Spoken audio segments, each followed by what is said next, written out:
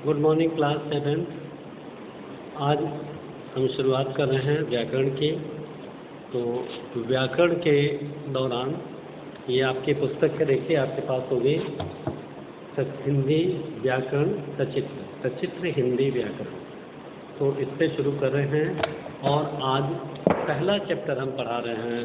पहला चैप्टर वो है भाषा एवं व्याकरण। भाषा एवं व्याकरण, लैंग्वेज एंड ग्रामर। अब सबसे पहले ये बात होती है कि पहले लैंग्वेज यानी भाषा बनी या ग्रामर अर्थात व्याकरण, पहले क्या बना, भाषा बनी या व्याकरण बना? तो आप बताइए, आप सोच के देखिए पहले क्या बना, पहले व्याकरण बना या भाषा बनी? जरा सोचिए, मैं आपको बताता हूँ। पहले भाषा बनी। भाषा जब मनुष्य एक साथ रहना शुरू किया, उसने समाज में, परिवार में, अपने दोस्तों के साथ, कुछ लोगों के साथ, तो उसको आवश्यकता महसूस हुई कि अपने संदेश को दूसरे तक कैसे पहुंचाए, दूसरे को कैसे बताए कि वो क्या सोच रहा है। इस प्रकार पहले भाषा का निर्माण हुआ। संकेतों से पहले उसने बताया, पहले उसने संकेतों से बताया, फिर इशारा करके बताया। इस तरह से पहले भाषा का निर्माण हुआ। उसके बाद जब भाषा का निर्माण हो गया तो उसे नियमों में बांधने के लिए व्याकरण का निर्माण हुआ। किसके नियम में?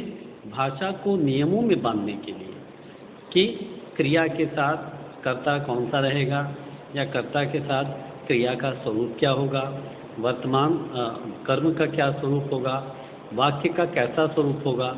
ये सारी व्याकरण में बातें हैं जो भाषा को एक रूपता प्रदान करती है, भाषा का नियमन करती है। ठीक है। अब देखिए language and grammar, page number 7 of your book. गूंगा व्यक्ति संकेतों या अस्पष्ट ध्वनियों से अपने विचारों या भावों को प्रकट करने की कोशिश करता है। किसी गूंगे को देखा है आपने जो बोल नहीं पा रहा है, तो वो संकेत करेगा, इशारे करेगा, इशारे से अपनी बात प्रकट करता है। आप गूंगा बहरों के लिए जो भाषा होती है उस भाषा को देखिए, वो इशारों से भाषा होती है, क्योंकि वो बोल नहीं सकते और सुन नहीं सकते। ठीक है। बस का कंडक्टर सीटी बजाकर बस चलाने का संकेत देता है। अगर छोटी सीटी बजाएगा तो बस चलाओ और बड़ी सीटी बजाएगा तो बस रोक दो, ये संकेत होता है। परंतु इन संकेतों तथा अस्पष्ट ध्वनियों को भाषा नहीं किया जा सकता, ये भाषा नहीं कही जा सकती, क्योंकि हर व्यक्ति इन संकेतों को समझ नहीं सकता है। मान लीजिए संकेत कुछ और हुआ, समझे कुछ और, तो ये भाषा नहीं कही जा सकती। जैसे क्यों नहीं कही जा सकती? क्योंकि शब्दों द्वारा विचारों को आदान प्रदान करने की क्रिया ही भाषा है। शब्दों के द्वारा हम ध्वनि संकेतों के द्वारा, शब्दों के द्वारा जो अपने विचारों को दूसरे को बताते हैं और दूसरे के विचारों को सुनते हैं, इसी का नाम भाषा है। भाषा भाष धातु से बना है, जिसका अर्थ ही है बोलना, भाषना। ठीक है। भाषा द्वारा व्यक्ति अपने विचारों और भावों को दूसरे के सामने प्रकट कर सकता है और दूसरे के विचारों को समझ सकता है। याद रखिए। अतः क्या परिभाषा हो सकती है? भाषा ऐसा साधन है जिसके द्वारा मानव अपने भावों एवं विचारों का आदान प्रदान करता है। भाषा कौन सा साधन है? भाषा ऐसा साधन है जिसके द्वारा मनुष्य अपने विचारों और भावों का आदान प्रदान करता है। यानी आदान मतलब लेता है, प्रदान मतलब देता है, एक्सचेंज करता है। किससे? भावों और विचारों से। अब प्रश्न उठता, भाषा के रूप कौन से हैं? कितने रूप की भाषा है, कितने प्रकार की भाषा है? तो भाषा के 2 रूप हैं, पहली मौखिक और दूसरी लिखित। मौखिक जो बोली जाए, आप जब फ़ोन से बात करते हैं, आप किसी से फ़ोन से बात करते हैं, आप सामने होकर के बाज़ार में बात करते हैं, तो भाषा का वो मौखिक रूप है। क्योंकि भाषा यहाँ पर मुख से बोली जा रही है। वहीं जब आप लिख करके, मान लो मैसेज करके आप बात करते हैं फ़ोन पे, या चिट्ठियों से बात करते हैं, तो लिख करके या ईमेल करते हैं, तो वो भाषा का लिखित रूप है, क्योंकि आप भाषा को लिख रहे हैं। तो भाषा के दो ही रूप होते हैं, पहला मौखिक और दूसरा लिखित। यहाँ तक आपको समझ में आया? ठीक है, आगे चलते हैं। मौखिक भाषा कौन सी होती है? भाषा के दो रूप है, मैंने बताया आपको, पहला मौखिक और दूसरा लिखित।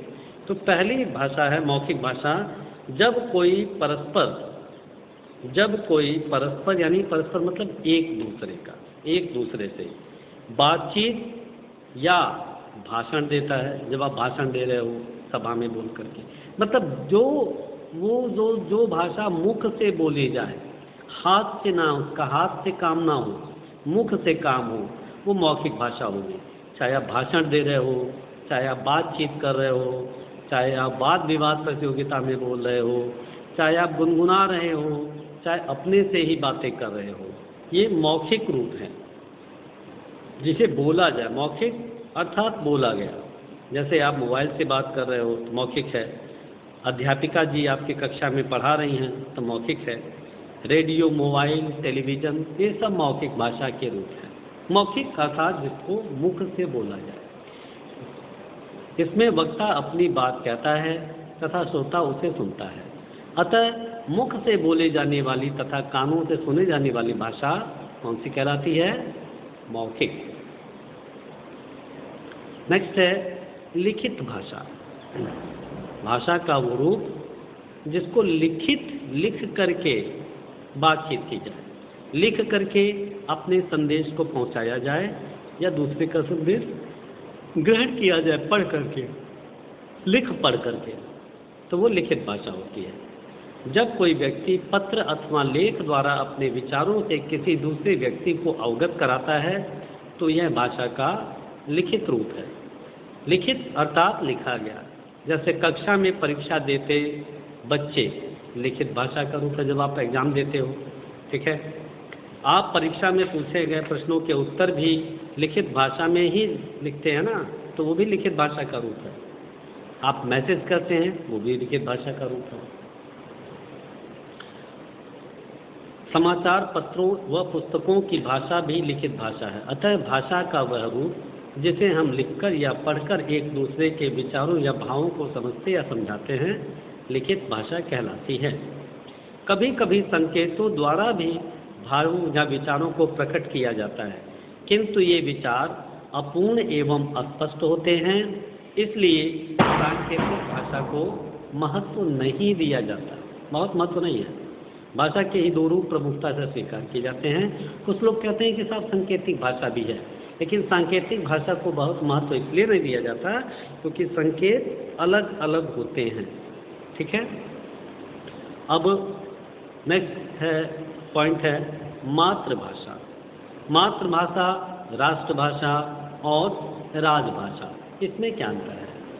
तो देखिए, मातृभाषा वह भाषा है जिसे बच्चा अपने परिवार से सीखता और अपनाता है। मतलब जब वो पैदा होता है तभी उस भाषा के शब्द उसके कानों में पड़ते हैं। मातृभाषा है क्योंकि माँ के जन्म लेने के बाद माँ से उसने वो भाषा सुनी है, इसलिए वो मातृ मतलब माँ, जो माता से आपको मिली है भाषा, वो मातृभाषा है। परिवार में जन्म से ही वह भाषा को समझता और बोलता है कौन? बच्चा जब पैदा होता है। जैसे हिंदी भाषी परिवार में जन्मा बच्चा हिंदी, और तमिल भाषी परिवार में बच्चा जो जन्मा है वो तमिल उसकी मातृभाषा होगी। आप लोगों में से बहुत से लोग भोजपुरी आपकी मातृभाषा है, क्योंकि जब आपने जन्म लिया उस समय से भोजपुरी ही आपके परिवार की भाषा है। बिहारी है, भोजपुरी है, हिंदी है, कश्मीरी है, ये सब मातृभाषा है। मातृभाषा और राष्ट्रभाषा। राष्ट्रभाषा वह भाषा है जो देश के बड़े क्षेत्र व अधिकतर लोगों द्वारा प्रयुक्त होती है। मैं ये कहना चाहता हूँ, राष्ट्रभाषा वो है जो समूचे भारत में स्वीकार की जाने वाली भाषा है, समूचे राष्ट्र की भाषा है, राष्ट्र को एक सूत्र में पिरोने वाली भाषा है, उसे राष्ट्रभाषा कहते हैं। हो सकता है कुछ क्षेत्र में ना बोली जा रही हो, लेकिन फिर भी राष्ट्रभाषा ही है वो, क्योंकि हर क्षेत्र में हिंदी की फिल्में देखी जाती है, हिंदी बोली और समझी जाती है, और हिंदी का व्यापक प्रचार और प्रसार हो रहा है। सिर्फ हिंदी देश में नहीं, विदेशों में भी, अफगानिस्तान में भी, ईरान में भी, इराक में भी, तजाकिस्तान में भी, मंगोलिया में भी, अमेरिका में भी, कनाडा में भी, कहाँ भी देख लीजिए, हिंदी दूसरी सबसे बड़ी भाषा है विश्व में बोली जाने वाली। चाइनीज और हिंदी में कंपटीशन था, लेकिन हिंदी अब दूसरे नंबर पे है। चाइनीज सेकंड पे थी, लेकिन अब सेकंड पे हिंदी है, नए सर्वे में जो रिपोर्ट आया है। यहाँ हिंदुस्तान में आकर के जापानी कलाकार भी हिंदी गाना गाती हैं, नेपाल में देखिए वहाँ भी हिंदी चलती है। तो राष्ट्रभाषा वो भाषा है जो समूचे राष्ट्र में बोली जाए, समूचे राष्ट्र को एक सूत्र में पिरोने वाली भाषा है। हर देश की अपनी राष्ट्रभाषा है। राष्ट्र यानी देश की जो भाषा है।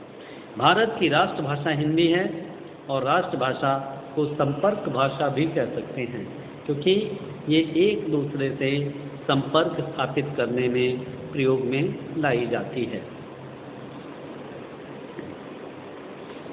क्योंकि अधिकतर लोगों द्वारा बोली और समझे जाने वाली भाषा अन्य भाषी लोगों के साथ इसे जोड़ने का कार्य करती है, इसलिए यह राष्ट्रभाषा है। अब आते हैं राजभाषा क्या है। राजभाषा और राष्ट्रभाषा में अंतर क्या है? बिल्कुल ठीक है। राष्ट्रभाषा समूचे राष्ट्र में प्रयोग की जाने वाली भाषा है, जबकि राजभाषा जिसे सरकार अपने काम काज में प्रयोग करेगी। जो भाषा सरकारी कामकाज में प्रयोग की जाती है। भारत की राजभाषा हिंदी ही है, परंतु पता नहीं क्यों अंग्रेजी से लोगों को बहुत प्रेम है, और कुछ क्षेत्रों में अंग्रेजी में ही सरकारी कार्यकाज होते हैं। मानक भाषा क्या है? देखिए, राजभाषा और राष्ट्रभाषा में अंतर समझे आप। मानक भाषा में एक रूपता, सिमिलरिटी, एक जैसे करने के लिए बहुत विद्वानों ने ये डिसाइड किया है कि भाई ये एक ही प्रकार की भाषा प्रयोग में आएगी। जिस भाषा को मान्यता देते हैं सभी लोग, उसे मानक भाषा कहते हैं, यानी अलगाव न हो। ठीक है, एक समान लिखी जाए, एक समान बोली जाए, इसे मानक भाषा कहते हैं। जैसे पहले लिखा जाता था विद्यार्थी, तब लिखा होगा वि ध य, तो अलग अलग नहीं लिखा जाता था। लेकिन मानक भाषा के अनुसार विद्वानों ने कहा कि वि द के नीचे हलंत रहेगा और फिर या रहेगा, तो ये मानक भाषा रहेगी। अब नेक्स्ट पॉइंट है हिंदी भाषा और उसका महत्व। हिंदी भाषा क्या है और उसका इम्पोर्टेंस क्या है, कितनी इम्पोर्टेंट है ये हिंदी। हिंदी भारत की प्रमुख भाषा है। प्रमुख भाषा का मतलब छोड़ दीजिए, प्रमुख तो कहिए ही मत, हिंदी भारत की भाषा है ऐसा कहना चाहिए। हिंदी से ही हिंदुस्तान की पहचान है। हिंद महासागर, हिंदुस्तान, हिंदी। यह राष्ट्रीय संपर्क की सबसे बड़ी माध्यम है। समूचे भारत में बोली जाती है। अनपढ़ व्यक्ति भी हिंदी समझता है। कुछ क्षेत्रों को छोड़कर यह संपूर्ण भारत में बोली जाती है। अपवाद हो सकते हैं कुछ क्षेत्र जहाँ ना बोली जाए, लेकिन वहाँ भी हिंदी समझने वाले, बोलने वाले लोग हैं। ठीक है। भारत के संविधान में हिंदी को राजभाषा का दर्जा दिया गया है। 14 सितंबर को हिंदी दिवस मनाया जाता है। हिंदी दिवस 14 सितंबर। हिंदी विश्व की 3 बड़ी भाषाओं में से एक है। अरब देश, फिजी, सूरीनाम, मॉरिशस जैसे और भी देशों में हिंदी को जानने वाले लोग हैं। वैश्वीकरण मतलब विश्व जब एक हो रहा है। वैश्वीकरण के युग में अमेरिका, जापान, चीन, जर्मनी आदि देशों में भी हिंदी सीखने वालों की संख्या में बढ़ोतरी हुई है। दुनिया का श्रेष्ठ साहित्य हिंदी में है। हिंदी भाषा की प्रमुख विशेषता यह है कि इसके उच्चरित एवं लिखित रूप का अंतर नहीं है। बड़ा इम्पोर्टेंट बात है। जैसे बोली जाती है वैसे ही लिखी जाती है। अंग्रेजी की तरह नहीं कि BUT बट होता है और TUT पट क्यों नहीं होता। हिंदी में जैसा बोला जाता है एग्जैक्ट वैसा ही लिखा जाता है। ये सबसे बड़ी विशेषता है। और दूसरी बड़ी विशेषता है कि हिंदी का प्रचार प्रसार जानने वाले पूरे वर्ल्ड में बढ़ रहे हैं, पूरे विश्व में। अमेरिका, जापान, चीन, जर्मनी, मॉरिशस, तजाकिस्तान, अफगानिस्तान, हर जगह हिंदी सीखने वालों की मांग है। हिंदी सिखाने वालों की मांग है। हिंदी का प्रचार और सबसे बड़ा कारण भारतीय बॉलीवुड, टॉलीवुड आदि फिल्मों का है। फिल्में पॉपुलर होती हैं और हिंदी सीखते हैं। अब व्याकरण क्या है? भाषा के शुद्ध रूप के ज्ञान के लिए व्याकरण को जानना अति आवश्यक है। व्याकरण के द्वारा ही हम किसी भी भाषा के शब्दों और वाक्यों के शुद्ध स्वरूपों और शुद्ध प्रयोगों की जानकारी प्राप्त करते हैं। भाषा के शुद्ध रूप का पूर्ण ज्ञान व्याकरण के बिना असंभव है। भाषा के शुद्ध और स्थायी रूप को निश्चित करने के लिए नियमों की आवश्यकता होती है। अतः व्याकरण वह शास्त्र है जिसके द्वारा हम किसी भी भाषा के शुद्ध रूप का ज्ञान प्राप्त करते हैं। शेष अगली कक्षा में होगी। तब तक के लिए